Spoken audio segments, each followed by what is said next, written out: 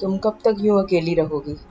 लोग उससे जब तक यह सवाल कर लेते हैं और वह मुस्कुराकर कह देती है, आप सबके साथ मैं अकेली कैसे हो सकती हूँ? उसकी शांत आंखों के पीछे हलचल होनी बंद हो चुकी है। बहुत बोलने वाली वह लड़की अब सबके बीच चुप रहकर सबको सुनती है, जैसे किसी अहम जवाब का इंतजार हो उसे।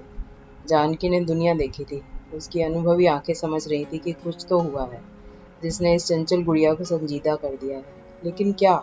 संदली, क्या मैं तुम्हारे पास बैठ सकती हूँ? प्यार भरे स्वर में उन्होंने पूछा। जरूर आंटी, यह भी कोई पूछने की बात है। मुस्कुराती हुई संदली ने खिसक कर बेंच पर उनके बैठने के लिए जगह बना दी। कैसी हो? क्या चल रहा है आजकल? जानकी ने बात शुरू करते हुए पूछा। बस आंटी, वही रूटीन, कॉलेज, पढ़ाई। संदली ने जवाब दिया। आप सुनाइए। बस बेटा, सब बढ़िया है। आजकल कुछ न कुछ नया सीखने की कोशिश कर रही हूँ। चश्मे को नाक पर सही करते हुए जानकी ने कहा। अरे वाह, क्या सीख रही हैं इन दिनों? संदली ने कृत्रिम उत्साह दिखाते हुए कहा, जिसे जानकी समझ कर भी अनदेखा कर गई।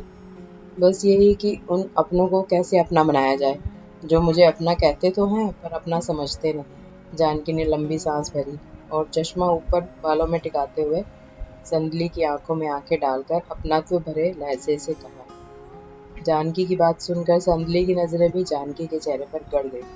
भावुक नजरों से वह उनकी तरफ देखने लगी, जैसे वह कुछ समझने की भरपूर कोशिश कर रही हो। उसका गला भर आया। कुछ हिचकिचाते हुए रुंधे स्वर में वह बोली, नहीं आंटी जी, जैसा आप समझ रही हैं ऐसी कोई बात नहीं है। बस बस मैं अपना दुख बताकर किसी और को दुखी नहीं करना चाहती। बेटा, क्या मैं समझती नहीं हूँ? पति के निधन के बाद यूं अकेले जिंदगी काटना आसान नहीं होता। जब तुम्हारे पति के रोड एक्सीडेंट की खबर सुनी, मन दहल गया था। 2 दिन तक गले के नीचे एक और तक न उतरा था मेरे। और विक्रम ने तो अपने आप को कमरे में ही बंद कर लिया था। बड़ी मुश्किल से उसने स्वयं को संभाला है।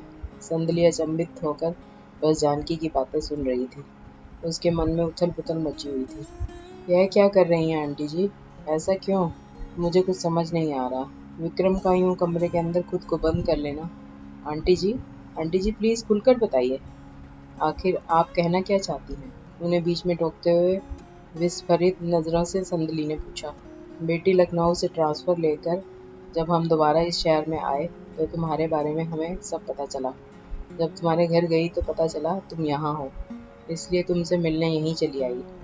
जानकी ने हौले से संदली का हाथ अपने हाथ में ले लिया और बोलना जारी रखा। बेटी, विक्रम तुम्हें बहुत चाहता है। उसने कई बार तुमसे अपने दिल की बात बतानी चाहिए, पर तुम तो जानती ही हो कि वह कितना शर्मीला है। कभी किसी लड़की से बात नहीं करता। तुम जब भी कभी विम्मी के साथ घर आती थी, वह किचन में मेरी मदद के लिए दौड़ा आता था और तुम्हें देखने के बहाने मेज पर नाश्ता भी खुद ही लगाता था। वह मन ही मन तुम्हें चाहने लगा था बेटी। तुम्हारा नाम सुनते ही उसका चेहरा टमाटर की तरह लाल सुर्ख हो जाया करता। मैंने उसके मन को भांप लिया था, इसीलिए जब उससे तुम्हारे बारे में बात की तो उसने मुझसे अपने दिल की बात कह दी। बेटा, किसी अच्छे मौके पर तुमसे इस विषय पर बात करके हम तुम्हारे मम्मी पापा से मिलने ही की सोच रहे थे, लेकिन शायद ईश्वर की कुछ और ही इच्छा थी, तुम्हारी शादी तय हो गई। एक ओर जानकी बोले जा रही थी, दूसरी ओर संदली की आंखों से भर भर आंसू बह रहे थे। वह न जाने क्या सोच रही थी। उसकी खुशी में ही मेरी खुशी है बेटी। उसकी पसंद तुम हो। कहो, क्या तुम मेरे बेटे से शादी करोगी? बोलो बेटा, क्या मेरे विक्रम से शादी करोगे? संदली का गला रुद्ध था। अश्रु पलकों का दायरा तोड़ चुके थे।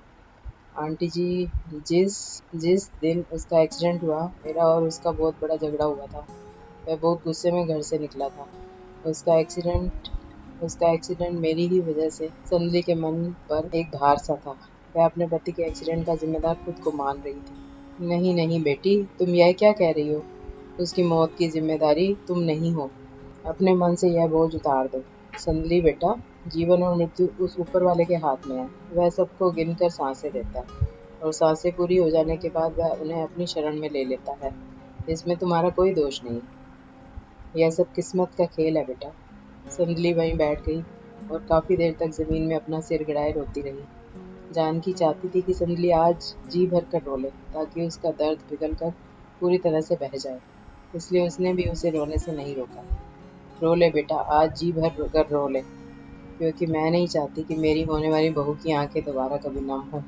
माँ, सिसकते हुए संदली जानकी से लिपट गई। शायद संदली के मन का बोझ अब उतर चुका था।